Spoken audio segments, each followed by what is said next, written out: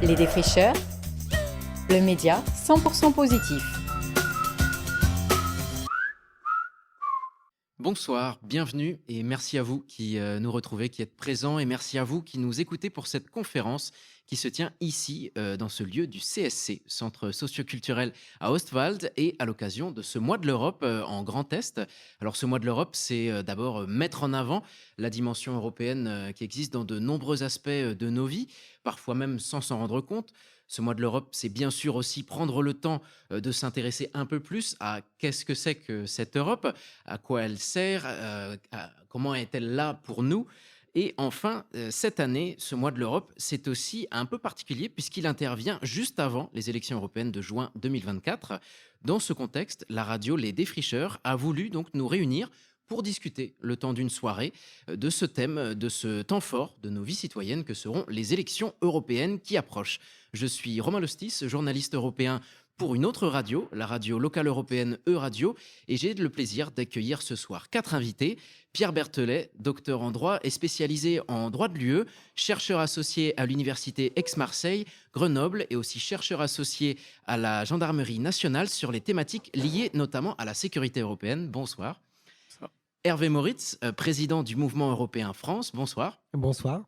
Nous accueillons aussi Paul Favre, responsable du comité international et interculturel de l'association de jeunesse Erasmus Student Network Strasbourg. Bonsoir. Bonsoir. Et aussi enfin Denis Ritzenthaler, membre de l'association Ostwald d'Antan. Bonsoir.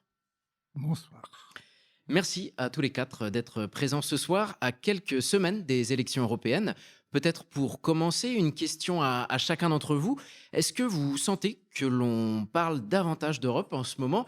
J'imagine selon vos activités respectives, ce ne sera pas forcément le même quotidien, pas forcément les mêmes acteurs rencontrés, mais est-ce que vous sentez que l'atmosphère change parmi le grand public, dans ce que vous entendez autour de vous, dans les conversations avec votre entourage peut-être Hervé Moritz, peut-être pour commencer, on se doute de la réponse. Mais... Oui, alors, en effet, ça fait déjà quelques semaines qu'on parle beaucoup des élections européennes. Alors, au mouvement européen, on a une action et une campagne dans toute la France pour essayer d'inciter les personnes à s'intéresser à ce scrutin des élections européennes et les encourager à aller voter le 9 juin. Cette campagne s'appelle l'Europe pour de bon et donc ça fait déjà plusieurs semaines qu'on la mène. On commence quand même à sentir sur le terrain les retours aussi des personnes et on voit que les personnes s'intéressent tout de même à ces élections européennes. On le voit aussi dans les enquêtes d'opinion qui montrent que par rapport à il y a 5 ans, donc par rapport à 2019, il y a plus de personnes qui s'intéressent à ce scrutin des élections européennes en France et ailleurs en Europe. Et donc on s'attend aussi à probablement une participation supérieure pour ces élections européennes au mois de juin. Par rapport à Donc, 2019. par rapport à 2019. Donc on verra si en effet ça se concrétise le 9 juin dans les urnes.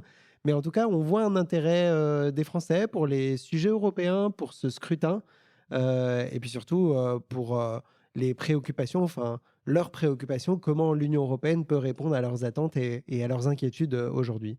Pierre Berthelet, vous partagez cet avis? Vous pensez ça y est, on se met véritablement à l'heure européenne en ce moment ou peut-être de façon pérenne ou... Alors je dirais oui, oui mais. Oui mais, effectivement on parle de l'Europe et j'en suis fort satisfait, mais je pense que peut-être pas assez.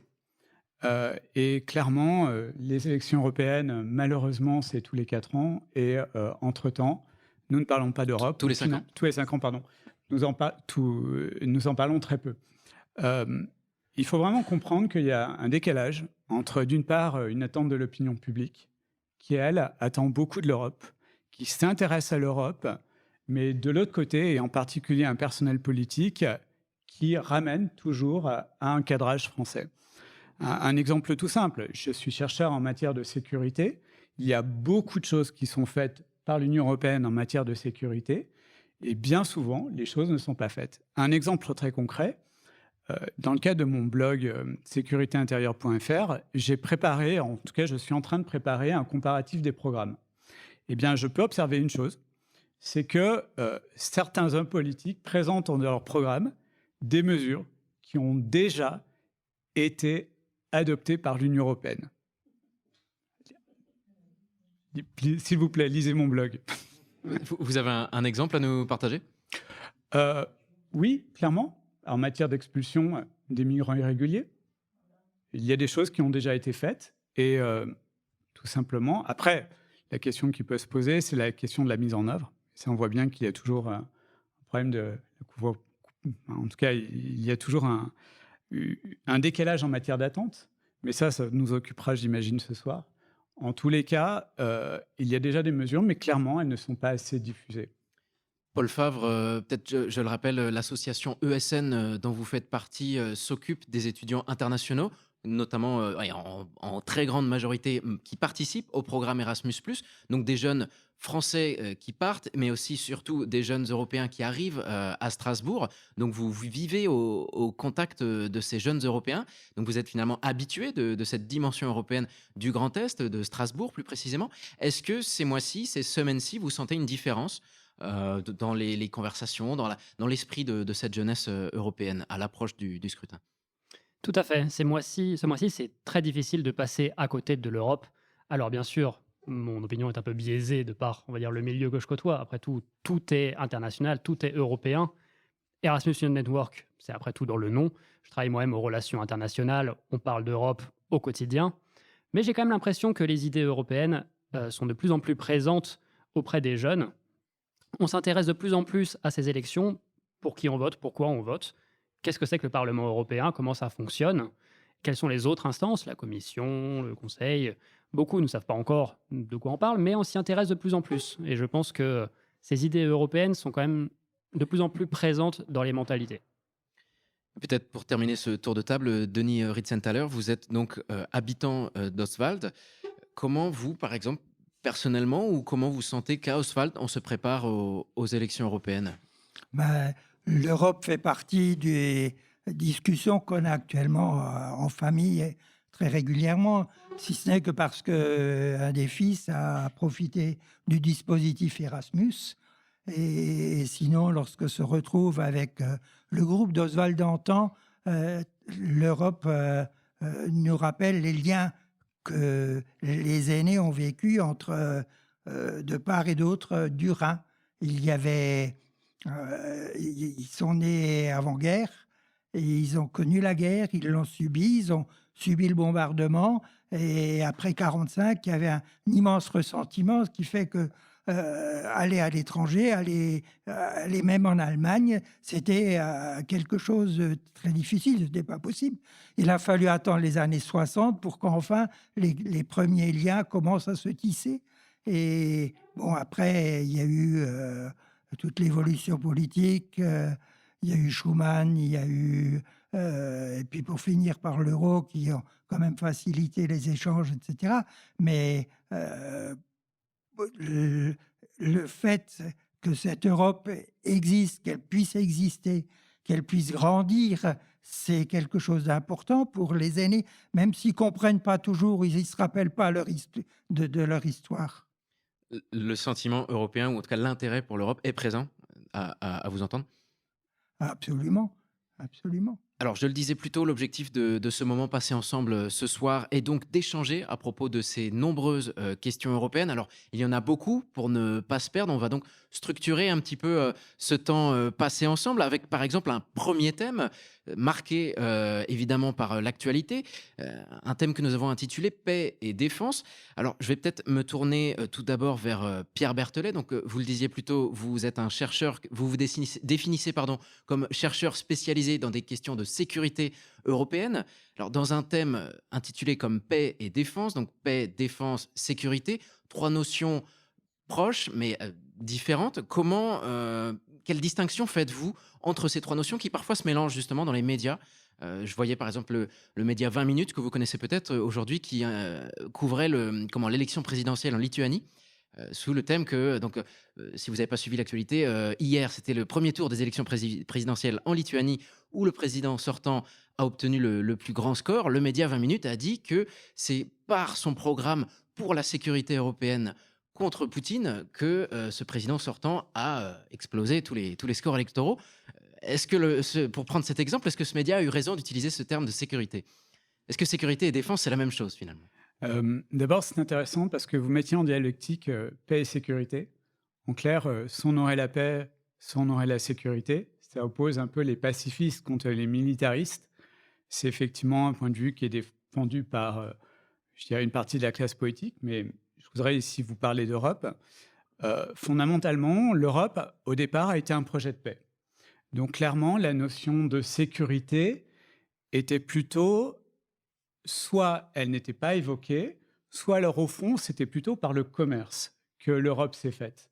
Donc en fait, c'était un peu l'image du doux commerce de Montesquieu. Simplement, actuellement, la situation géopolitique a changé. Et clairement, face à des pays qui sont des pays agressifs, qui a envahi l'Ukraine, qui a menacé également d'envahir ses voisins, en particulier les pays baltes. D'ailleurs, clairement, ça a été annoncé, c'était pour d'ici 2026. Finalement, la notion... Annoncé par Moscou. Oui, absolument. En fait, la notion de paix ne peut venir que par la sécurité, que par garantir la sécurité. Donc alors en fait, maintenant, est-ce qu'on peut opposer paix sécurité et défense? En fait, là, tous les spécialistes en études stratégiques vous le diront, c'est clairement, les deux sont intimement liés. Si vous voulez, la question de la défense est plutôt liée à la militarité, même si ça a tendance un petit peu à se disséminer, mais en clair, la sécurité est plutôt une sorte de grand parapluie qui va englober notamment la défense, parce qu'il y aura d'autres acteurs, notamment les acteurs de sécurité intérieure. Et pour terminer mes propos, actuellement, il y a un moment pivot. C'est le moment où l'Europe était passée d'une Europe économique vers une Europe politique dans les années 90, notamment avec le traité de Maastricht, et qui est en train de faire un nouveau saut en devenant une Europe géopolitique. Ce n'est pas juste un effet d'annonce, notamment de la présidente de la Commission européenne. Il y a vraiment un changement, et notamment l'Europe avance aussi parce qu'elle a l'épée, l'épée contre les reins, parce qu'elle est menacée. Là, vous parlez en termes de défense ou en termes de sécurité? Parce que finalement, quand j'entends sécurité, moi j'entends souvent aussi coopération policière, par exemple. Et là, il y a déjà beaucoup de dispositifs qui existent au niveau européen. Quand j'entends défense, j'entends évidemment les traditionnels débats sur la création d'une armée européenne ou d'une industrie de défense européenne qui, là, est à un stade beaucoup plus embryonnaire, beaucoup plus finalement inabouti que quand on parle de coopération policière, d'échange d'informations au niveau policier. Est-ce que vous pourriez préciser un peu votre propos? À quel point l'Europe avance dans quel domaine selon vous? Oui, en fait, ça s'explique facilement. C'est que la question de la défense est intimement liée au pacte transatlantique. Donc, en clair, à l'OTAN, et pour beaucoup de pays se sont dit finalement, c'est l'OTAN qui garantit la sécurité. Il y a toujours une opposition dialectique entre la France, qui voyait finalement son avenir soit seule, selon certains discours, soit dans le cadre d'une Europe souveraine en matière de défense. Et d'autres pays ne voulaient absolument pas du tout en entendre parler, que ce soit en particulier la Pologne, l'Allemagne. Là, la situation géopolitique a changé, mais la situation politique aux États-Unis a changé, puisqu'en fait, Donald Trump précédemment, et encore récemment, rappelait que finalement, il n'était pas un allié indéfectible de l'Europe. En clair, c'était un allié qui, allez, on va dire les choses, pouvait monnayer sa protection. Donc on voit bien le danger, quelqu'un qui vous dit « moi je suis votre ami, moi je vous protège, mais bon, on va d'abord discuter. Et puis, si tu acceptes mes conditions, alors dans ces cas-là, je te protège. » Fondamentalement, la sécurité est fondée sur la confiance. On parlera peut-être de Schengen plus tard, mais on verra. Mais la notion de confiance est centrale. Et à l'heure actuelle, il y a un changement, en tout cas en matière d'Europe de la défense, parce que finalement, les Européens sont en train de se dire « mais finalement, je suis tout seul ». Et notamment, les pays plutôt à l'Est ont véritablement tendance, ressentent cette prégnance. Je pense qu'à mon avis, le débat, il est ailleurs, actuellement. Et on le ressent beaucoup en France. Moi, je l'observe aussi parce que je regarde la situation en Italie ou dans d'autres pays plutôt au sud. On est éloigné de la menace russe. Donc, on la ressent beaucoup moins. Et donc, au fond, finalement, voilà. Alors que je peux vous dire une chose, c'est que du côté de l'Est, que ce soit en Roumanie, que ce soit dans les Pays-Bas, que ce soit en Finlande ou en Suède, qui a rétabli la conscription obligatoire, il y a vraiment un changement. Pour terminer, maintenant, la question de la coopération policière, elle n'a pas eu ce problème-là. Elle n'a pas eu ce problème-là. Elle s'est développée depuis les années 50. Et en fait, l'un des véritables projets, une véritable avancée, et qui peut-être pourrait être enviée par justement cette Europe de la défense, qui est encore à un stade embryonnaire, c'est un constat, c'est que maintenant, on a un office européen de police. Europol. Exactement, tout à fait. Alors attention, hein, ce n'est pas une police européenne au sens strict. Vous ne verrez pas des gars d'Europol qui vont arriver avec un brassard pour dire Europol, personne ne bouge. Non. Par contre, Europe fait de l'échange d'informations. Il y a à peu près 1000 personnes, vous allez me dire, plus de 1000 personnes, il y a 100 000 policiers et gendarmes. Donc, pour vous donner un ordre d'idée. Mais par contre, Europe fait de 100 l'échange 000 d'informations. policiers gendarmes parmi les 27 États membres. Le cumul des polices nationales font 100 000 personnes. Non, en France. Ah, en France. Ah, pardon. En France. Donc, vous voyez que c'est une toute petite agence, mais paradoxalement, ça fait partie déjà des grosses agences européennes. Pour terminer mes propos, l'idée, c'est que l'Europe, elle est là pour apporter une valeur ajoutée. Merci. Elle est là pour apporter une valeur ajoutée. En clair, bien souvent, je crois qu'il y a un véritable hiatus en matière d'Europe. On a l'impression qu'elle va finalement déborder. Elle est là avec ses grandes griffes, en train de vouloir, ou ses gros crocs pour certains qui voudraient tout manger. Vous savez, c'est un peu l'image du sort du glouton vorace là, qui vient tout manger. Non, c'est pas vraiment ça. En tout cas, en matière de sécurité, il y a vraiment un besoin de l'Europe. Parce qu'il y a un rapport qui a été rendu. 800 groupes criminels menacent l'Europe. 800.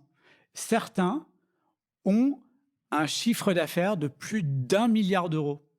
Vous vous rendez compte? Quand on regarde le budget de certains États, alors évidemment pas la France, mais de plus petits États, c'est gigantesque. Là, vous parlez de groupes criminels impliqués dans différents trafics, donc Exactement. sur plusieurs pays différents. On voit bien en trafic de drogue, peut-être que Strasbourg est épargné, mais j'en doute.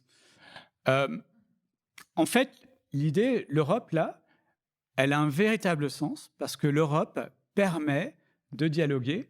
Un exemple très concret, je vais terminer là, hein, mais fondamentalement, un enquêteur à Strasbourg, il peut dialoguer avec son partenaire allemand. En général, on va toujours trouver quelqu'un qui parle allemand. Alors, je pense à Strasbourg, même si les gens ne sont pas forcément très bons, en tout cas, ma connaissance, mais voilà. Mais imaginez maintenant que ce soit plutôt de quelqu'un qui habite un peu plus loin, qui vient disons, de Champagne. Là, c'est déjà beaucoup plus compliqué. Imaginons maintenant que ce trafic, qui concerne pas uniquement la France et l'Allemagne, mais avec des ramifications aux Pays-Bas et en Lituanie. Déjà, est-ce que vous avez trouvé quelqu'un qui parle letton? Ok, vous avez parlé quelqu'un qui parle anglais, mais vous savez, le broken English, c'est pas très utile, il faut déjà se comprendre. En plus, il y a des procédures judiciaires à la clé. Hein. C'est pas juste pour aller boire pour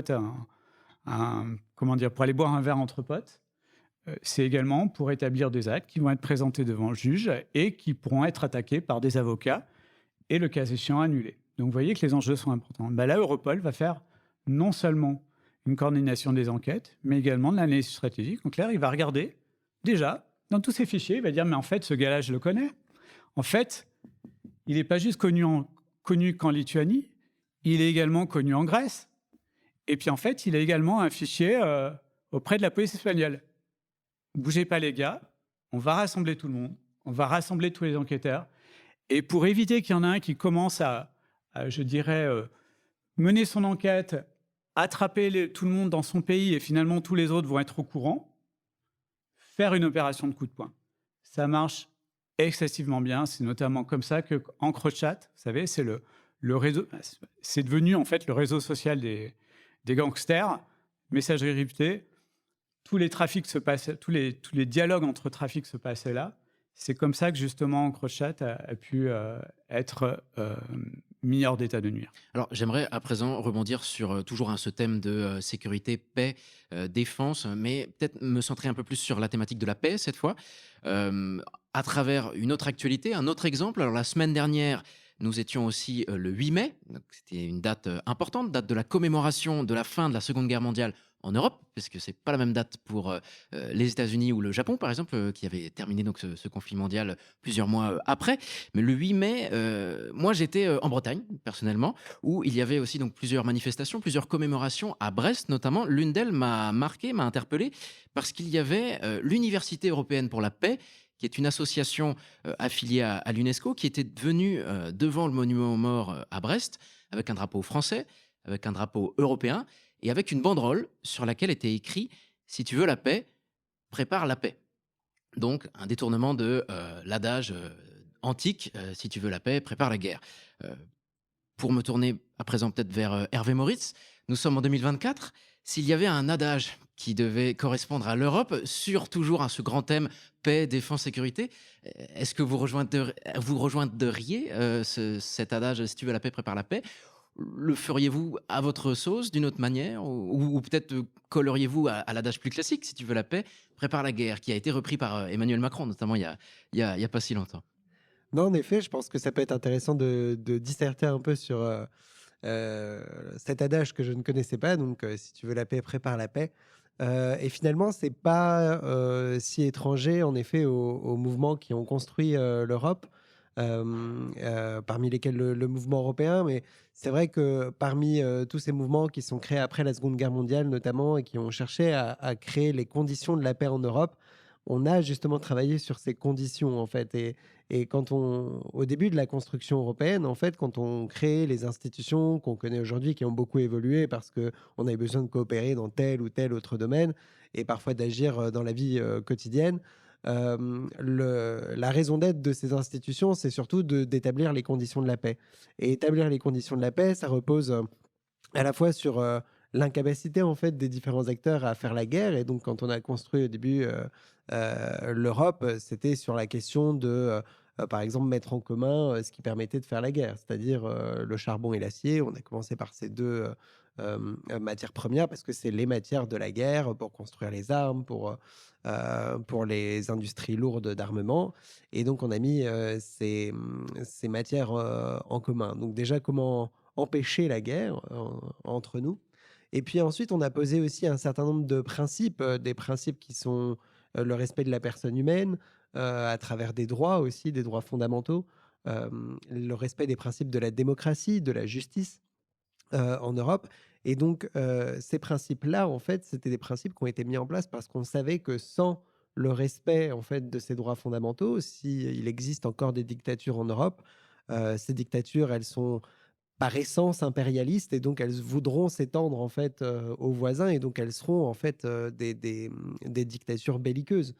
Et d'ailleurs, ça donne une leçon aussi sur la situation aujourd'hui parce que quand on voit ce qui se passe avec la Russie qui a mené cette guerre d'agression envers l'Ukraine qui dure maintenant depuis 2 ans, en fait, on se rend compte, est-ce que les Européens peuvent vivre à côté d'un voisin d'une dictature en fait belliqueuse qui a des velléités impérialistes et qui souhaite tout simplement s'étendre et reconstruire un espace d'influence en Europe. Et la paix n'est pas possible en fait à côté d'un tel acteur international. Donc il y a vraiment cette question aussi des principes. Et puis peut-être sur le dernier aspect de la paix, qui a été aussi l'un des fondements de la construction européenne, c'est la question de la prospérité. Et si on veut aussi un peu de la justice sociale, c'est-à-dire que après la Seconde Guerre mondiale, l'Europe, c'est aussi des États qui se reconstruisent sur l'idée d'un État-providence, avec une croissance forte à l'époque, après la Seconde Guerre mondiale, une grande reprise économique en Europe. Et donc la question de, comment, bien sûr, échanger, comment travailler ensemble pour plus de prospérité, et puis aussi comment répartir le fruit de cette prospérité en Europe. Et je crois que c'est intéressant parce que finalement, on revient à un moment historique pour l'Europe parce qu'on se repose en fait ces questions-là, ces questions des années 50, ces questions des origines. On est en train de se les reposer actuellement à l'aune de la guerre en Ukraine, aussi avec les tensions qui se ravivent un peu partout dans le monde. Et ça repose ces questions en fait aux Européens et ça réinterroge le projet européen. Qu'est-ce qu'on a envie d'en faire aujourd'hui? Et c'est tout l'enjeu des élections européennes qui viennent. D'ailleurs, pour rebondir sur ce que vous disiez, on est bien sûr tous un petit peu embarqués par cette actualité dure, que ce soit du conflit dans la bande de Gaza, aux portes du continent européen, ou le conflit en Ukraine qui continue après 2 ans. Mais n'oublions pas que malgré ces guerres dont l'issue est encore très incertaine, dans le cas de l'Ukraine, par exemple, dès le début, il y avait donc des sommets économiques pour déjà penser à comment reconstruire l'Ukraine. Il y avait des demandes de la part de l'Europe, mais aussi bien sûr de Volodymyr Zelensky de créer une instance juridique exceptionnelle pour juger de ce qui se passe depuis 2022, mais dans le futur, pour voir après et repenser à, bien sûr, penser dès aujourd'hui à la paix, qui pourrait donner finalement raison à cet adage de qui veut la paix, bah, la prépare dès maintenant, en fait, alors qu'on n'est pas encore en paix. Euh, Peut-être pour continuer avec Denis Ritzenthaler, vous seriez d'accord avec ce qui vient d'être dit sur ce retour un peu de comment on vivait lorsque la guerre était plus proche dans les souvenirs par rapport à aujourd'hui. Qu'est-ce que vous diriez par exemple à un jeune européen qui n'a pas vu, même dans les livres d'histoire, ou qui ne s'est pas renseigné sur comment était l'Europe il y a 50 ans, alors qu'on le voit aujourd'hui à la télévision ou dans des conflits actuels? Qu'est-ce que vous diriez à un jeune aujourd'hui? Je lui dirais, j'aurais envie de lui crier, enfin, il faut que cette Europe soit forte, qu'elle soit capable de garder ses richesses et notamment, on est dans des pays démocratiques et cette démocratie, il faut qu'elle puisse vivre, on veut y vivre et on a envie que les Ukrainiens gardent cette, cette idée, cet esprit. Mais d'un autre côté, je dis une Europe forte, d'accord, mais moi je voudrais surtout une Europe qui protège, j'allais dire, pas simplement sur le plan militaire, mais aussi qui permette aux 15 millions d'Européens qui vivent sous le seuil de pauvreté, d'avoir un logement, d'avoir de quoi se nourrir. Et ça supposerait, par exemple, aussi, non pas simplement une armée, mais aussi un plan Marshall qui permette à tous les Européens de vivre dignement. Entamons à présent un autre thème de notre table ronde de ce soir. J'ai nommé le changement climatique. Alors, c'est pas tout de penser à notre défense militaire, à la sauvegarde de la paix sur le continent européen, puisque les bouleversements climatiques, eux, ne s'arrêtent pas pour autant. On a vu sur d'autres continents ces derniers jours se produire encore des extrêmes climatiques. J'ai nommé par exemple le Brésil, avec des pluies diluviennes, des inondations meurtrières qui continuent. Sur le continent, le continent européen, pardon, j'aurais aussi pu prendre l'exemple du sud de la France avec les Pyrénées-Orientales qui sont en état de sécheresse grave depuis plus de 2 ans, ou encore celui de la Catalogne, avec là des conséquences sur des élections directement, alors pas les élections européennes, mais les élections régionales en Catalogne qui viennent d'avoir lieu, et où le parti indépendantiste de gauche a perdu beaucoup de voix parce que des critiques très fortes lui étaient reprochées, notamment de la gestion des sécheresses par ce parti qui était jusqu'à présent au pouvoir dans la région autonome de Catalogne. Donc on peut voir à quel point ici climat et politiques européennes ne sont pas si éloignés finalement, alors que ces temps-ci, personnellement, j'ai l'impression que dans les débats, dans les médias, on a souvent tendance à mettre justement ces enjeux sécuritaires sur le devant de la scène par rapport aux enjeux environnementaux. Alors on est là ce soir aussi pour en débattre. Je vais vous poser la question à tous, chers invités. Pour les élections européennes qui approchent, quelle place aimeriez-vous que l'on accorde justement à ces enjeux climatiques, à ces enjeux environnementaux dans nos débats, dans la campagne électorale? À quel moment vaut-il mieux en parler? Je ne sais pas lequel d'entre vous aimerait prendre la parole en premier. Paul Favre, peut-être? Pour moi, la réponse est simple. La première place, sans aucune hésitation. Et bien sûr, moi, j'ai envie de parler de mobilité, d'expérience internationale, interculturelle. C'est pour ça que je m'engage pour Eurocène tous les jours. Mais soyons honnêtes, la première préoccupation des jeunes, ce qui les terrifie tous les jours, c'est le changement climatique. Plus que la guerre en Ukraine, plus que la guerre en Palestine, le changement climatique est toujours dans la tête des jeunes. Là, si je ne dis pas de bêtises, le mois d'avril a été le plus chaud enregistré depuis un certain nombre d'années. C'est un sujet qui revient toujours, qui nous fait tous peur. Énormément de jeunes pensent même ne jamais avoir d'enfants à cause du changement climatique. Ils ne veulent pas élever des enfants dans un monde comme celui-là. Et l'Europe doit avoir une place centrale dedans parce que, c'est peut-être un peu démagogique ce que je dis, mais on vit tous sur la même planète. C'est pas en prenant des mesures à un niveau local, même national, que tout va changer. Donc la coopération doit être centrale pour gérer les thématiques écologiques. Pierre Berthelet, peut-être un mot à ajouter? Ah bah oui, clairement. Déjà, je pense que vous avez opposé sécurité et changement climatique. Alors, c'est pas une je- opposition, mais dans je un dis espace doublement public, non. dans un espace de débat, il y a toujours Doublement. un moment accordé à certains thèmes. Nous, on est en train de le faire ce soir, par exemple. On a choisi de parler, ou plutôt j'ai choisi de parler des enjeux de paix et de sécurité en premier. Maintenant, nous parlons d'environnement. Donc, on voit qu'on peut pas parler de tout en même temps. Non, non, mais en fait, je vais préciser ma pensée. En fait, je dis non, parce que d'abord, clairement, ce sont deux problématiques, mais qui doivent être traitées. La problématique de la guerre en Ukraine et de manière générale, l'agressivité de la Russie vis-à-vis des Européens en particulier, c'est une menace immédiate. Elle doit être traitée dans les quelques semaines, dans les quelques mois qui suivent. Le changement climatique, lui, c'est un processus beaucoup plus long. Mais par contre, c'est important aussi de prendre soin de la génération qui vient et aussi de se projeter. Donc c'est pour ça que pour moi, l'idée d'opposer les deux n'a absolument pas du tout du sens. La deuxième aussi raison, je vous avais dit, je suis doublement pas d'accord avec vous, c'est que fondamentalement, non, la sécurité englobe aussi le changement climatique. Je vais vous donner un exemple concret. La sécurité civile. Concrètement, on est là ici pour parler d'Europe. L'Europe, actuellement, en matière de sécurité civile, est en train de faire des pas de géant, et notamment sous l'impulsion de la France. Un exemple très concret, en fait, l'Europe est en train de se doter de capacités au sens capabilities, c'est-à-dire en fait de moyens pour pouvoir agir sur différents théâtres au moment où les États sont dépassés. Par exemple, Là, vous parlez en les termes... incendies de forêt. Ah oui, Les incendies donc de en termes forêt. climatiques. Ouais. Oui, absolument. Les incendies de forêt. Les pays... Alors, on est passé par plusieurs stades. D'abord, le premier stade, c'était un pays faisait appel, quand il était débordé, à ses voisins. Alors, il répondait pas. Il fallait, en fait, c'est un peu comme vous, quand vous avez besoin d'aide, vous appelez tous vos amis, un par un, et vous attendez qu'il y en ait un qui dise oui. Ou alors, il voulait dire oui, en fait, je viens, mais là, je passe demain. Oui, d'accord, mais j'ai besoin de toi tout de suite. C'était exactement ce qui se passe en disant non, désolé, mon gars, mes Canadaires sont déjà sur site, je peux pas te les prêter. La deuxième étape, ça a été une coordination européenne.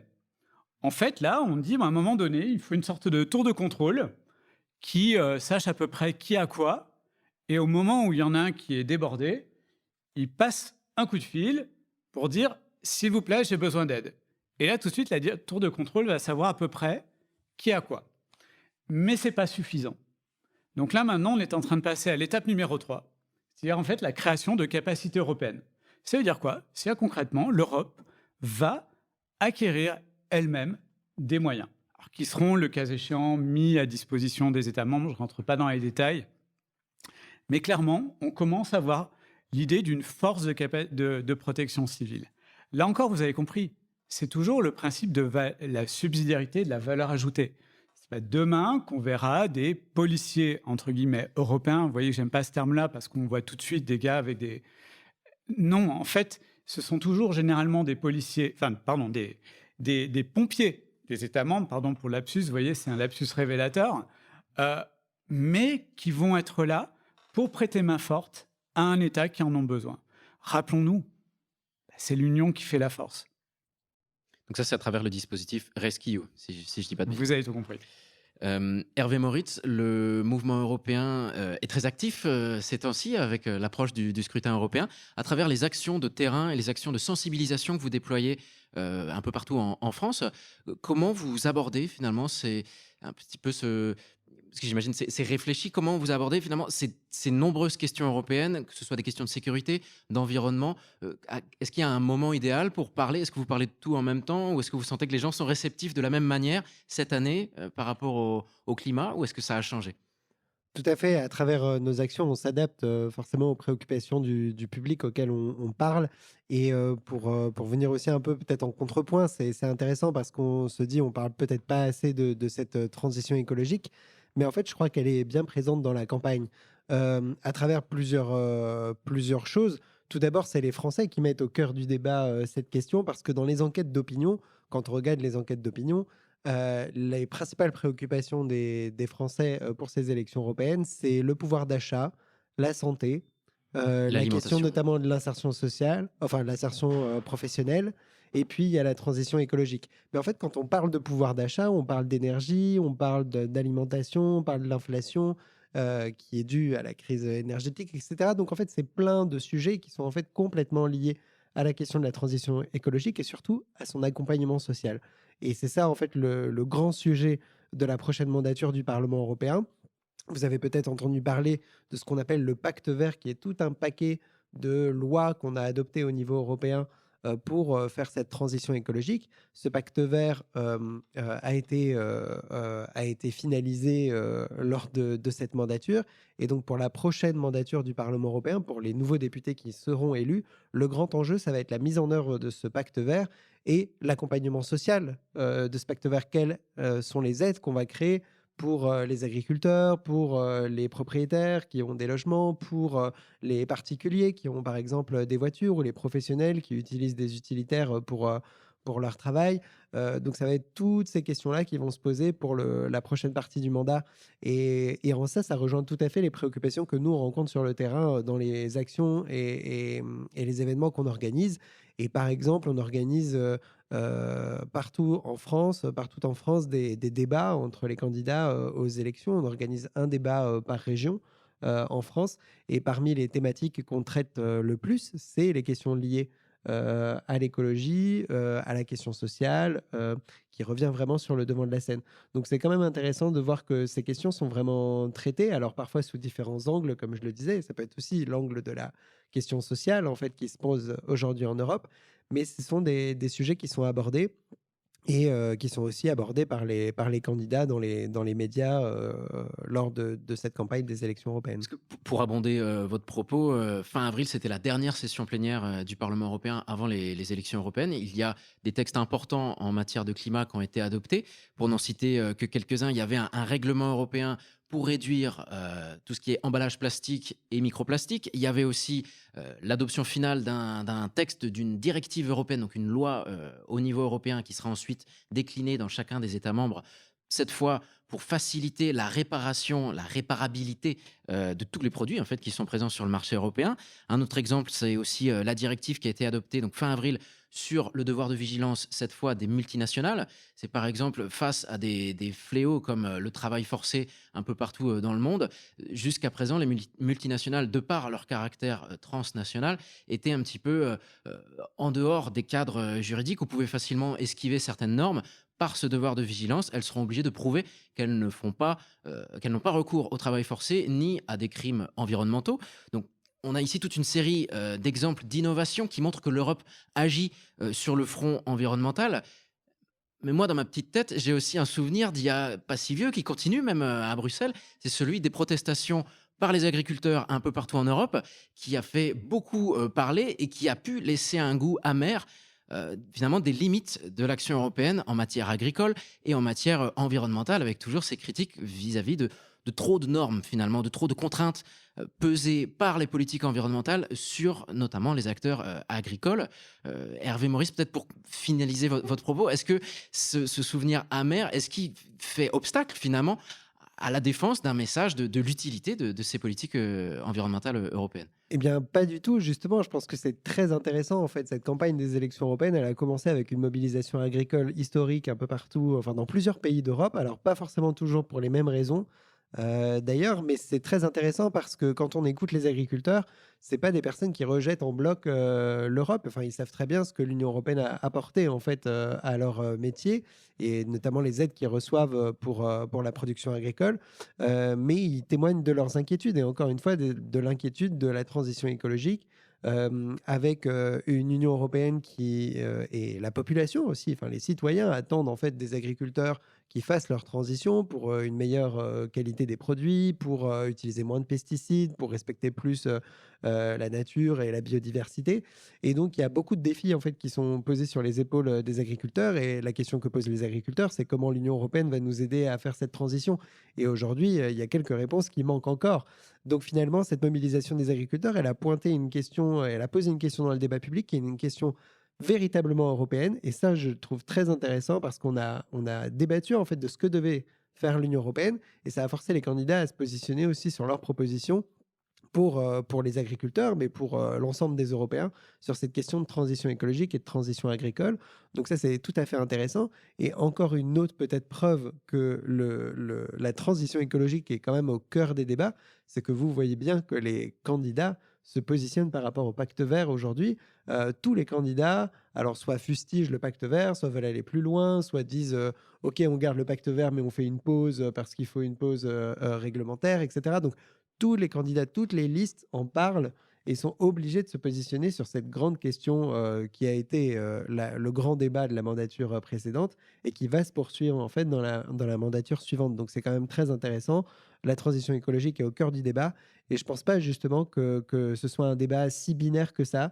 Il y a beaucoup de nuances en fait dans le débat et y compris dans les manifestations des agriculteurs qui savent très bien que c'est grâce à l'Europe qu'on fera cette transition écologique et ça ne peut que être l'Europe qui les accompagne aussi dans cette transition et qui les aide à faire cette transition et notamment à protéger aussi leur rémunération ou à accroître leur rémunération puisque aujourd'hui c'est aussi une grande question au sein du monde agricole, la question de la rémunération des agriculteurs, la question sociale au sein de ce secteur. Denis Ritzenthaler, je vous voyais hocher la tête, vous vouliez ajouter un mot? Oui, volontiers, oui. Je crois que tout à l'heure, je disais que j'ai envie d'une Europe qui protège, mais qui nous protège aussi de toutes les conséquences qui sont liées à l'évolution climatique et qui nous protège des pollutions de toutes sortes.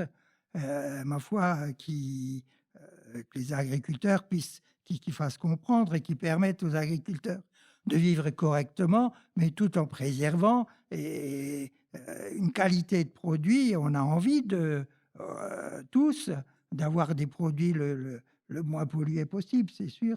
Et puis en même temps, je voudrais que l'Europe aussi accompagne passe un peu les gens qui essayent d'améliorer par une isolation, par d'autres initiatives qu'ils pourraient prendre et qui participent d'une manière très concrète à leur niveau à cette évolution et cette transition écologique. Mais c'est pareil qu'une Europe accompagne les initiatives qui peuvent se prendre au niveau d'une municipalité, qui ne soit pas obligée de faire des tas de démarches pour avoir une subvention, etc. Mais que tout ça soit simplifié, que ce soit possible et que ça puisse montrer aux Européens, à tout un chacun, que la transition écologique, on a une Europe qui a envie de nous aider sur ce point. Là, vous parlez de l'isolation, donc la rénovation énergétique des bâtiments. Notamment. Oui, c'est vrai que ça, donc je rappelle aux personnes qui nous écoutent ici que, par exemple, tous les critères que vous pouvez voir sur vos biens électroménagers, mais également les critères de performance énergétique des bâtiments, donc de A à G, c'est décidé au niveau européen. Et bientôt, les critères G seront interdits, notamment du marché locatif en Europe, donc ce qui promet d'être un défi important. Surtout à l'heure de la crise du logement. Donc là aussi, il faudra être au créneau pour inciter nos gouvernements à accompagner cette transition écologique. Je vous propose à présent qu'on continue cette table ronde de préparation des élections européennes autour d'un troisième thème, celui de l'élargissement de l'Union européenne, donc une dynamique de fond qui n'a jamais quitté le projet européen depuis sa création.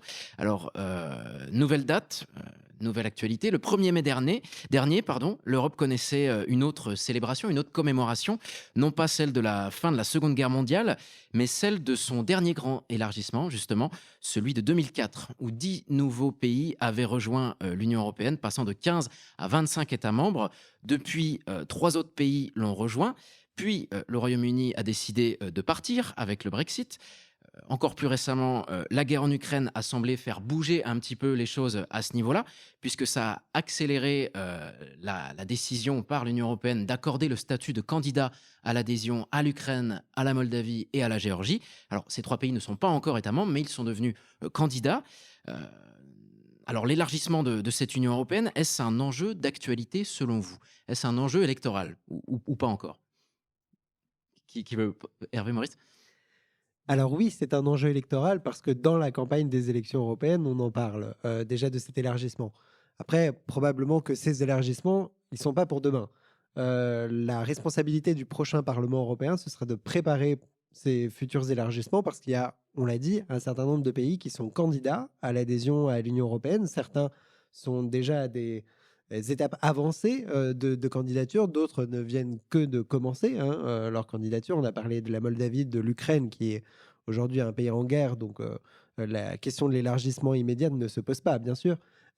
Mais il y a un processus d'adhésion qui commence, avec des premières négociations qui vont s'ouvrir.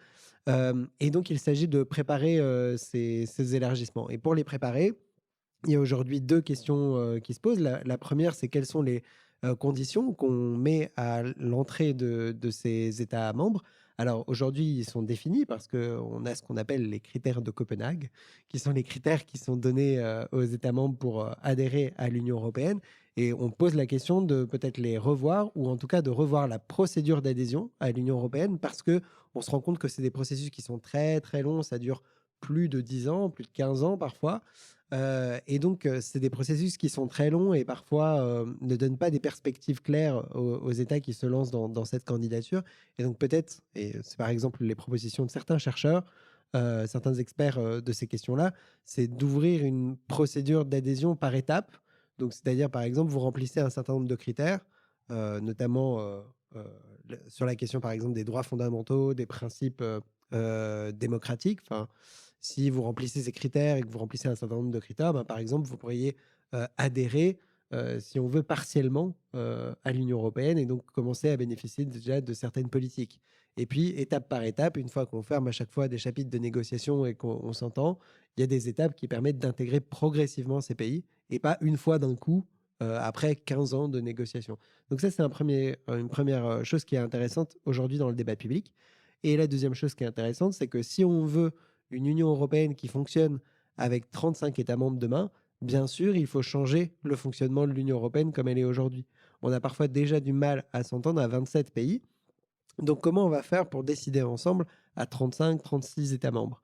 Et cette question-là, elle est importante et c'est probablement l'une des responsabilités du prochain Parlement européen. Ça va être de revoir les règles de fonctionnement de l'Union européenne pour qu'on puisse mieux décider ensemble, plus facilement, éviter les blocages institutionnels.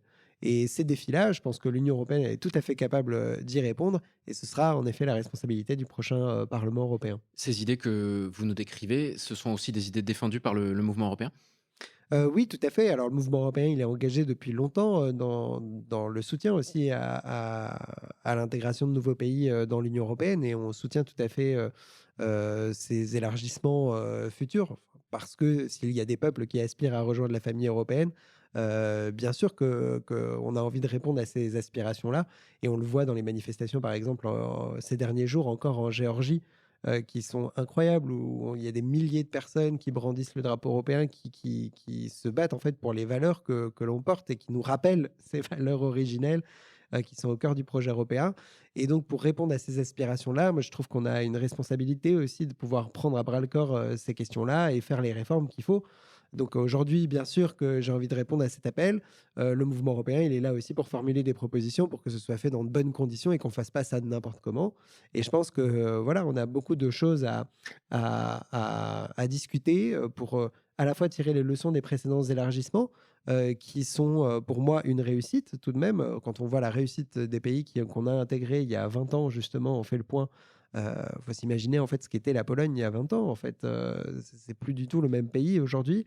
Donc il y a un certain succès quand même de l'élargissement. On est là pour le rappeler. Puis on est là aussi pour tirer les leçons. Il y a peut-être des choses qui n'ont pas fonctionné, donc il ne faut pas reproduire les erreurs du passé.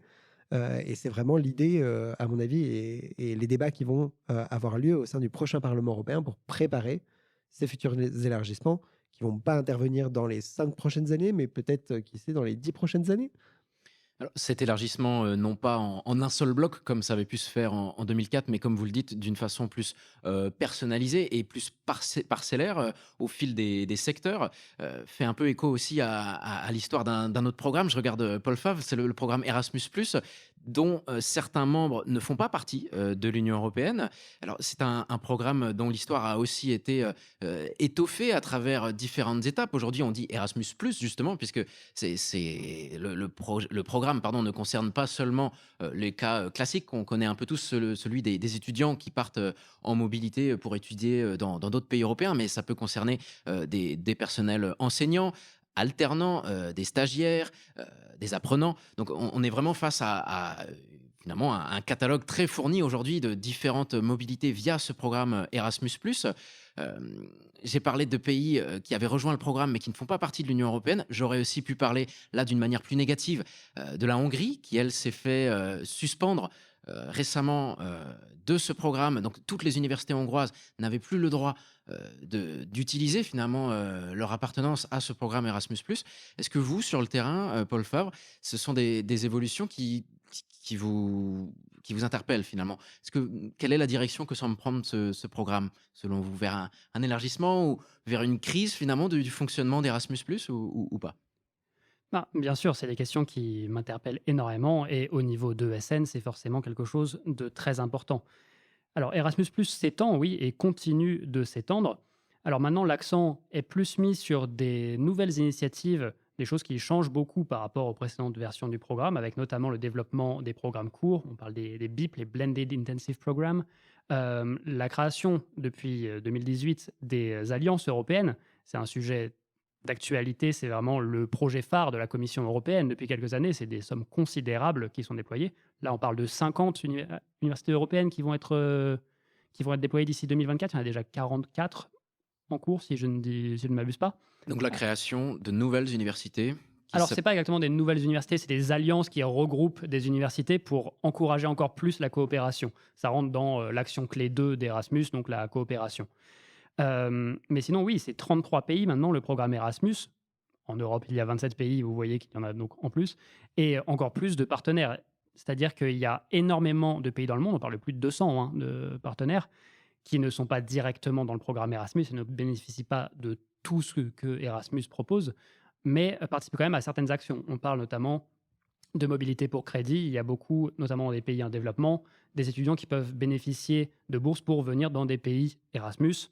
Il y a beaucoup de choses qui sont possibles. Et comme tu l'as bien dit, Romain, Erasmus, maintenant, ce n'est pas juste la mobilité des étudiants comme on s'y attend en général, mais c'est les enseignants, c'est les stagiaires, c'est les alternants, c'est aussi des collégiens et lycéens. Maintenant, c'est vraiment quelque chose de très développé. C'est d'ailleurs un des programmes les plus importants de la Commission européenne. La dernière version du programme, donc de 2021 à 2027, a vu une augmentation de 80% de son budget. On parle de 26 milliards actuellement sur cette programmation. C'est absolument colossal. Et le nombre aussi de bénéficiaires du programme a énormément augmenté. Il y en a, là, on est à 12 millions en 2022, donc on doit être sûrement autour de 13-14 aujourd'hui. Mais c'était seulement 2 millions en 2009. Donc une augmentation de 10 millions en 10 ans, alors que le programme a 37 ans. C'est une augmentation colossale. Le programme ne cesse de s'étendre, de toucher de plus en plus de personnes, et c'est extrêmement positif. On est extrêmement content de ça, la Commission européenne est extrêmement contente de ça, les agences Erasmus sont extrêmement satisfaites de l'avancée du programme. Donc un bilan positif sur le long terme, mais vous personnellement, comment vous vivez finalement les écueils qui sont par exemple l'exclusion des universités russes, là pour des raisons géopolitiques, donc les jeunes Russes ou les jeunes Européens n'ont finalement pas eu leur mot à dire, ou la suspension des universités hongroises, là encore pour des raisons enfin, qui n'ont rien à voir en fait avec les étudiants, avec les apprenants, avec les enseignants, mais là pour des raisons donc, de violation du droit européen par le gouvernement hongrois. Comment vous vivez ça? Ah bah, je trouve que c'est extrêmement dommageable parce que, prenons l'exemple d'un étudiant hongrois, sûrement s'il veut partir en Erasmus, c'est qu'il a déjà les valeurs européennes, l'interculturalité en tête et qu'il veut découvrir d'autres pays, profiter de ces expériences.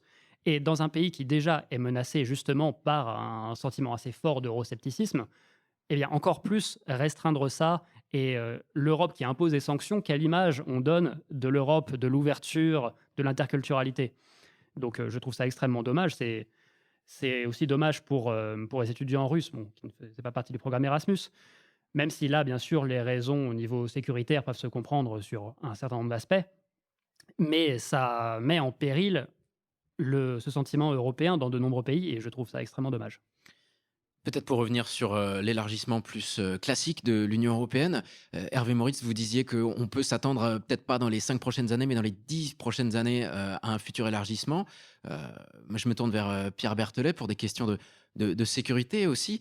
Je vais citer Jean-Claude Juncker, qui était précédent président de la Commission européenne, qui avait promis pour 2025 l'élargissement à certains pays des Balkans occidentaux, qui étaient le Monténégro et la Serbie, si je ne dis pas de bêtises.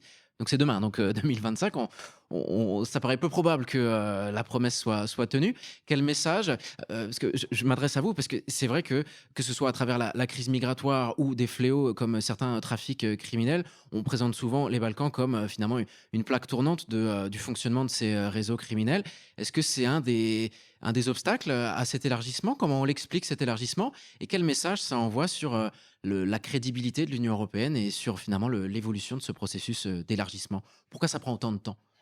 D'abord, juste une rectification, hein. J'avais dit qu'il y avait 100 000 policiers et gendarmes. Non, il y a bien 100 000 policiers et 100 000 gendarmes. Légèrement plus de policiers que de gendarmes. Mais on a à la louche à peu près entre 200 et 250 000 forces de sécurité intérieure en France. Voilà. Ça, c'était juste un point de rectification. Maintenant, la complexité de l'élargissement, il tient d'abord à l'acquis communautaire.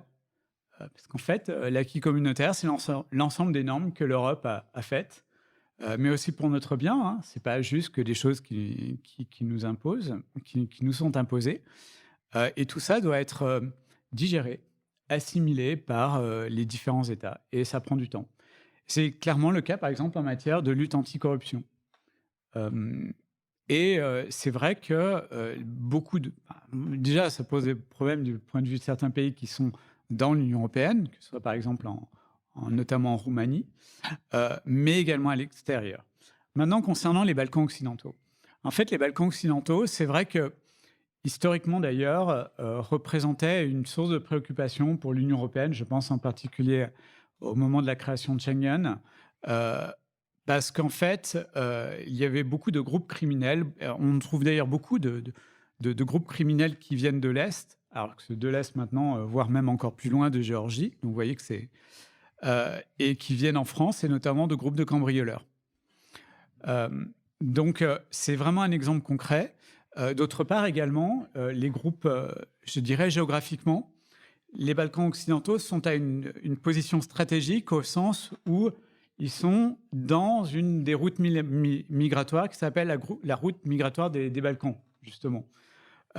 Et l'idée, à mon avis, qui est fausse, ça a été de dire, de toute façon, si on ne les fait pas rejoindre l'Europe, ça nous fera une zone tampon. Mais en fait, on s'est rendu compte que fondamentalement, non, pas du tout. Et la crise de 2015 a bien montré que face à un afflux migratoire massif, c'était impossible de pouvoir comme ça et gérer, chacun mettre sa petite barrière. Ce que la Commission européenne disait d'ailleurs, le laisser passer, en clair, dès que les migrants arrivaient, hop, on les laissait passer, puis on attendait que ce soit l'État qui soit un peu plus en amont, qui ait à gérer les choses, vous voyez. Donc en fait, on crée des sortes de Calais à chaque frontière dure. Alors, fondamentalement, pour répondre à votre question, En fait, je pense qu'il y a déjà, entre guillemets, un élargissement. C'est-à-dire qu'on ne s'en rend pas compte, mais il y a déjà des collaborations extrêmement fortes avec ces pays-là. En fait, il faut vraiment comprendre que, à mon avis, l'élargissement, c'est pas forcément on ouvre le rideau et comme ça, ou la porte et quelqu'un rentre. Il y a comme ça une sorte d'effet progressif. Un exemple concret, par exemple, Frontex, qui est donc le corps européen, enfin l'agence européenne qui est chargée d'assurer la sécurité des frontières en appui des autorités nationales, je le reprécise encore. En fait, Frontex a signé des accords avec les pays des Balkans occidentaux, précisément à la fois pour permettre le déploiement de gardes-frontières européens, puisque maintenant il y en a. Dans ces pays. Et oui. Et aussi pour favoriser le partage d'informations. À nouveau, c'est tout le nerf de la guerre. Il faut davantage de partage d'informations. Parce que je rappelle que du coup, la mission de Frontex, c'est donc des gardes-frontières qui doivent patrouiller aux frontières extérieures de l'Union européenne, mais quand même sur le territoire de l'Union européenne. Donc c'est vrai que ça renvoie un message fort Oui. d'avoir des officiers et des personnels de Frontex en dehors de l'Union européenne. Alors non, attention, Frontex patrouille, alors oui, effectivement, peut-être sur les eaux territoriales, en pleine mer, mais également sur les territoires d'autres États, grâce à des accords. Et en réalité, on a plutôt un effet de projection. Parce que les questions, c'est un sujet en soi, donc je ne vais pas essayer de trop digresser, mais fondamentalement, l'idée des flux migratoires, très souvent, la réaction, c'était un peu, il fallait que les flux soient déjà chez nous pour dire il faut les arrêter. Alors maintenant qu'on essaye d'agir beaucoup plus en amont. L'idée concrètement, maintenant pour revenir sur la question des Balkans occidentaux, c'est tout simplement qu'il y a une collaboration qui est de plus en plus importante, que ce soit donc en matière de Frontex, concernant en matière de gestion des frontières, mais également en matière policière avec Europol. Je pourrais citer également Eurojust, et évidemment, il faut que je vous cite le parquet européen, puisque je vous parlais de la lutte anticorruption. Juste un point, le parquet européen, il a mené des enquêtes, c'est 22 fois son budget. C'est 20 000, et c'est également le volume d'argent, les montants en jeu, c'est 20 milliards d'euros.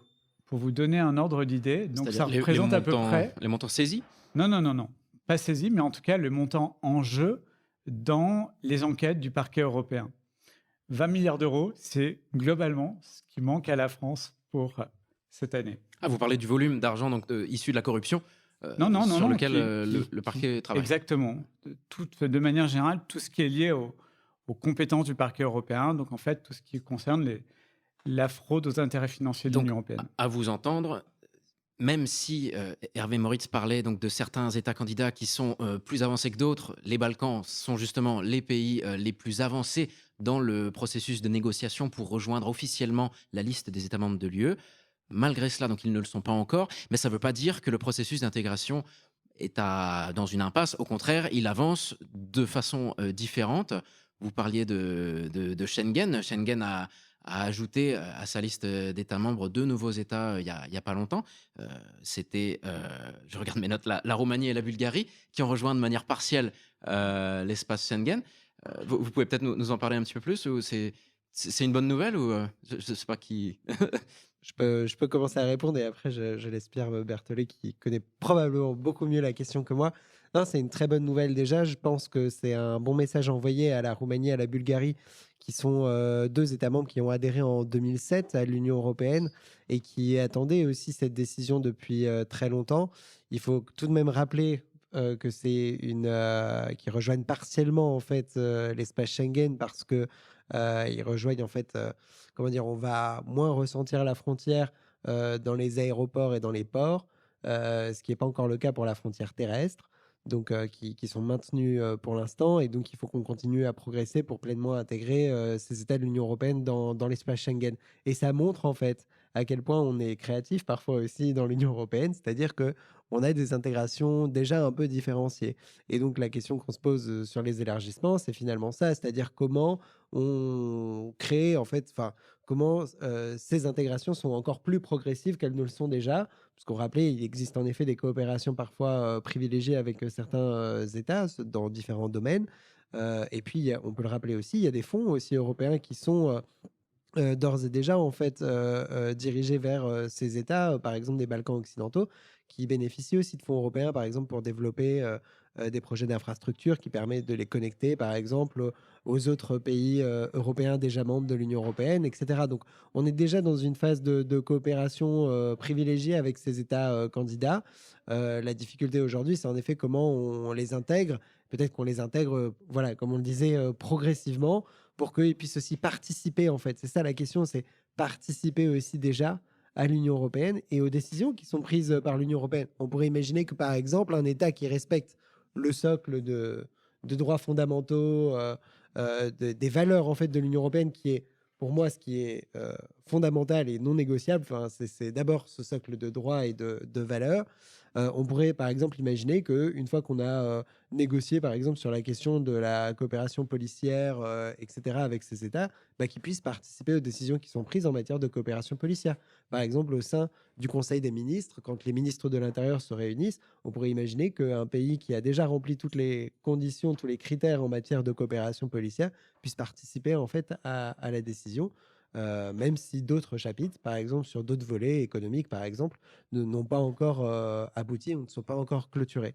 Donc ça, c'est intéressant, je trouve, en termes de créativité, pour intégrer mieux en fait ces pays qui sont depuis longtemps quand même dans l'antichambre de l'Europe. Pour les pays des Balkans occidentaux, il faut se rendre compte, hein, ça fait déjà plus d'une dizaine d'années en fait qu'ils sont dans cette antichambre de l'Europe.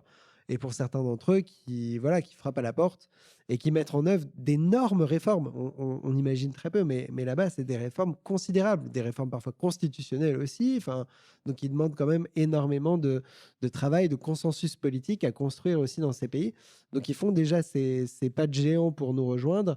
À nous, peut-être aussi de les accompagner un peu mieux, en fait, dans ce parcours. Pierre Berdelet. Bon, alors, d'abord, je suis tout à fait d'accord avec ce qu'avait Moritz a dit.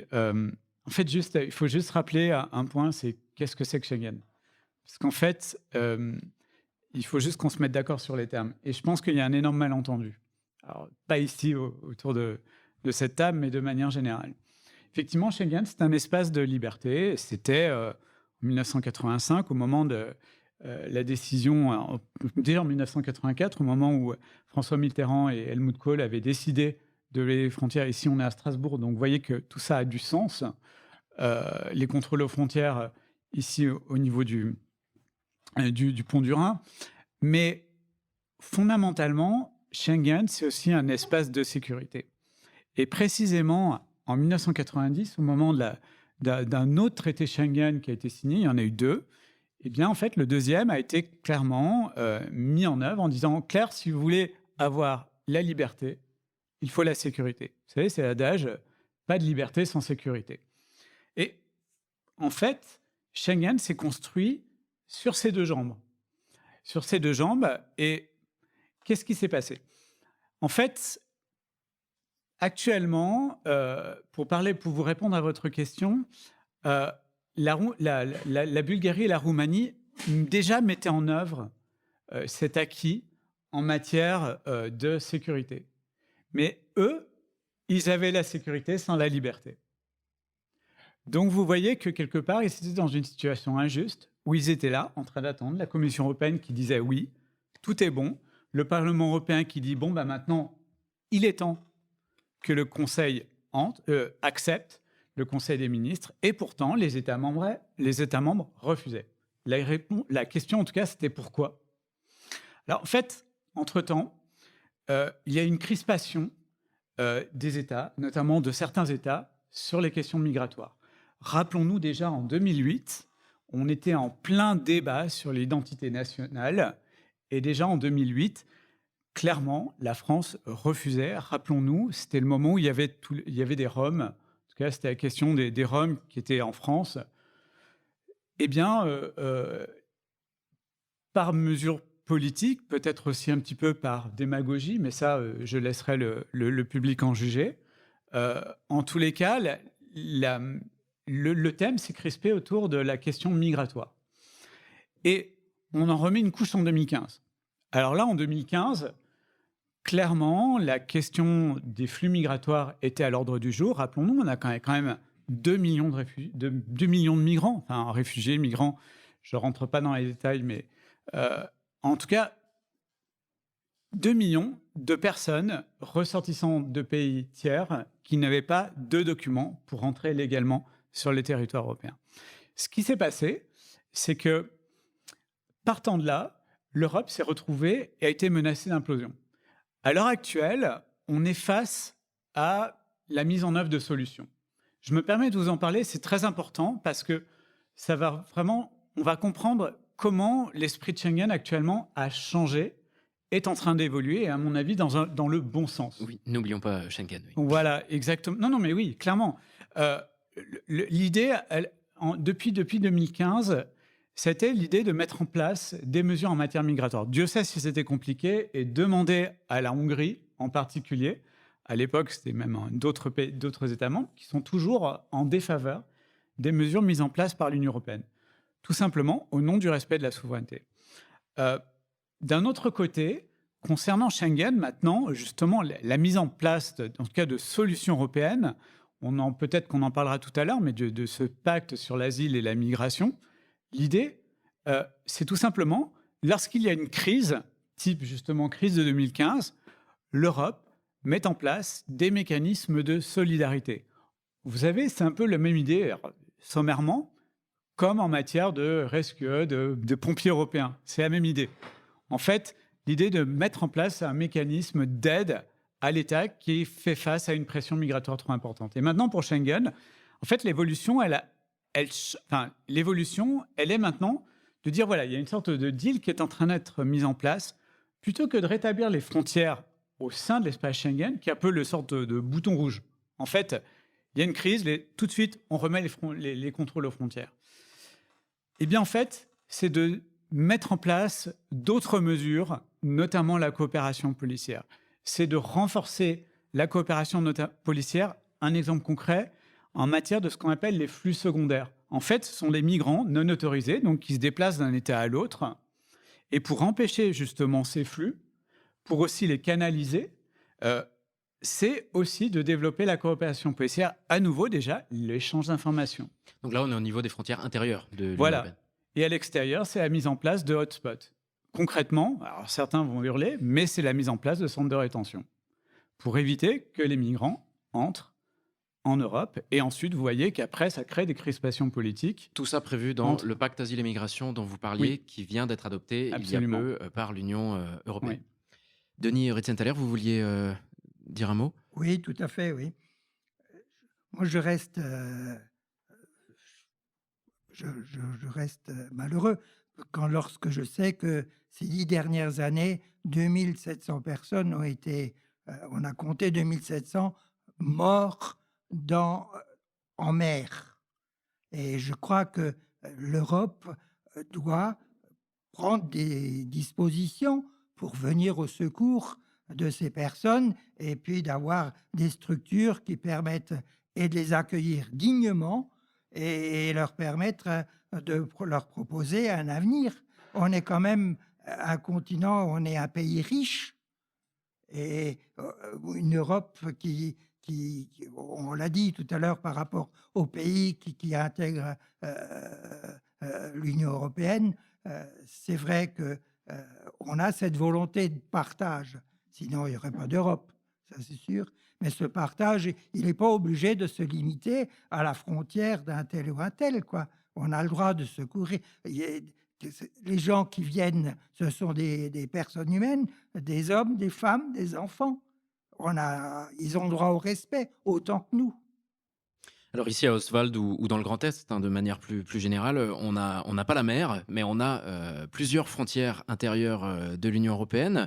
Denis Ritzenthaler, vous diriez que cette idée de frontière sur laquelle on est en train d'échanger tous ensemble, cette idée, elle est présente au quotidien dans votre esprit, le fait d'être si proche de l'Allemagne, par exemple ? Écoutez, moi, j'ai vécu en Afrique pendant des années.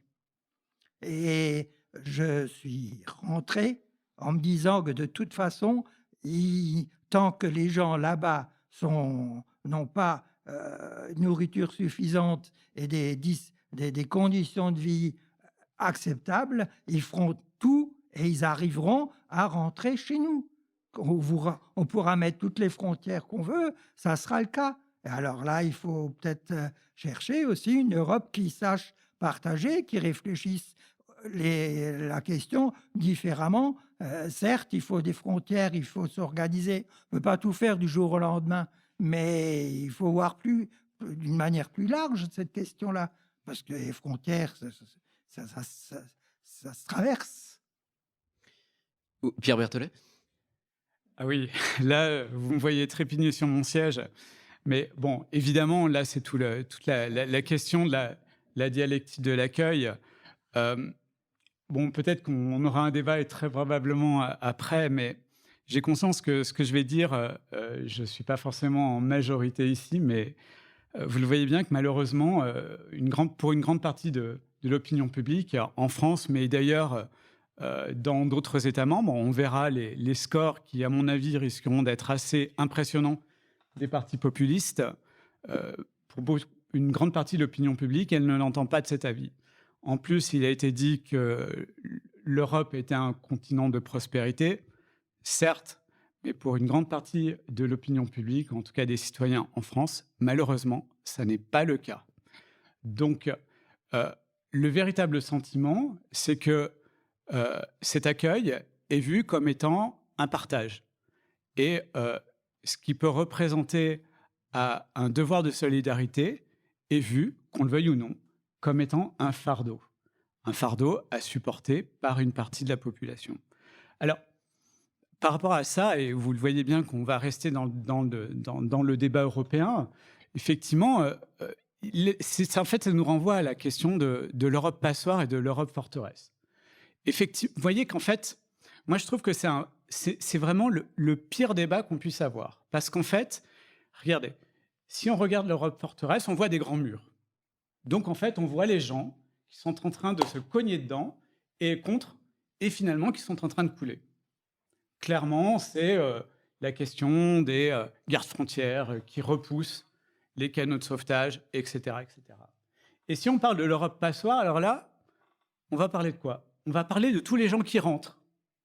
Donc en fait, on a deux dialogues, deux discours qui finalement ne se correspondent pas. Parce qu'en fait, d'un côté, on va compter ceux qui ne rentrent pas, et de l'autre côté, on va compter ceux qui rentrent. Et à chaque fois, on va se lamenter de la situation. Donc vous le voyez bien que le fond du débat, c'est de pouvoir avoir une migration organisée. C'est exactement ce que l'Europe essaie de mettre en place. Et c'est extrêmement compliqué parce que d'un côté, vous voyez bien que même déjà l'idée d'avoir le mot de migration organisée soulève des cris d'orfraie d'une partie de la classe qui dit tout de suite l'Europe va faire venir des migrants. Vous voyez, c'est agité comme une sorte d'épouvantail ou tout de suite en disant non, pas du tout. On va l'organiser. Mais donc, si je vous suis bien, malgré ces critiques, vous croyez dans le nouveau pacte asile et migration mis en place par l'Union européenne? En tout cas, c'est un début de solution. Et j'ai envie de dire, mais si l'Europe ne veut pas imploser, précisément par la montée des partis populistes qui n'entendent qu'une chose, c'est de se servir du cheval de Troie de l'immigration pour tout simplement, à un moment donné, rétablir les contrôles aux frontières et de manière générale détricoter l'Europe. Oui. Juste un dernier point, parce que je dois vraiment terminer sur cet élément-là. Je pense que, fondamentalement, d'un côté, on a un débat qui, à mon avis, je vous disais, un faux débat. Entre, d'un côté, on aurait un devoir d'accueil inconditionné, une sorte de droit à la migration qui est un droit absolu, ce qui, fondamentalement, est juridiquement faux. Voilà, je sais que là aussi, dans la communauté de juristes, peut-être que je suis en minorité. Mais d'un autre côté, également, l'idée, la croyance, comme quoi on aurait des frontières qui seraient extrêmement, je dirais, hermétiques, ne marche pas. Regardez même en Corée du Nord. vous avez un soldat américain qui a pu traverser la frontière. Après, la Corée du Nord n'est pas en Europe. Mais non, mais simplement, il faut vous donner l'image de cette croyance comme quoi on aurait des frontières. Enfin, à moins de reconstruire un mur de Berlin, ça n'a pas de sens. Eh bien, le message est passé. En tout cas, nous, ici, nous arrivons presque au terme de notre soirée passée ensemble. Mais peut-être avant, parce que, comme je le disais en introduction, il y a beaucoup, finalement, de questions européennes. On n'a pas pu les traiter toutes. Alors là, j'aimerais vous donner la parole une dernière fois, peut-être pour un dernier mot, peut-être une dernière idée que vous auriez aimé que nous partagions ce soir, ou une idée qui manque peut-être au débat de cette campagne des élections européennes. Qu'est-ce que vous aimeriez pour nous donner des idées finalement? Qu'est-ce qui vous ferait plaisir à voir plus dans les débats, dans les discussions autour de vous? Je ne sais pas qui veut prendre la parole en premier. Bah, c'est très difficile, je me lance, mais non, simplement déjà pour réagir aussi un peu à ce qui s'est dit avant, je pense que la question la question migratoire, elle pose aussi la question en fait, et de la même manière des questions existentielles en fait de l'Union européenne, qui s'est fondée aussi sur un certain nombre de valeurs et sur la question de la dignité humaine. Et donc toute la question et tout le défi, c'est bien sûr la question de la maîtrise des flux migratoires, etc. Elle se pose, et donc le pacte asile-immigration doit répondre à cette question-là. On verra si c'est en effet le cas ou pas. Et donc, il y a justement beaucoup de débats entre les candidats aux élections européennes sur cette question-là. Mais je crois que ça doit aussi rappeler que l'Union européenne, c'est avant tout un projet de valeurs, enfin que l'Europe est un projet de valeurs et de droits. Et dans ce cas-là, est-ce qu'elle respecte en fait les valeurs qu'on a mis en place, et on le disait tout à l'heure, la question de la dignité humaine aussi.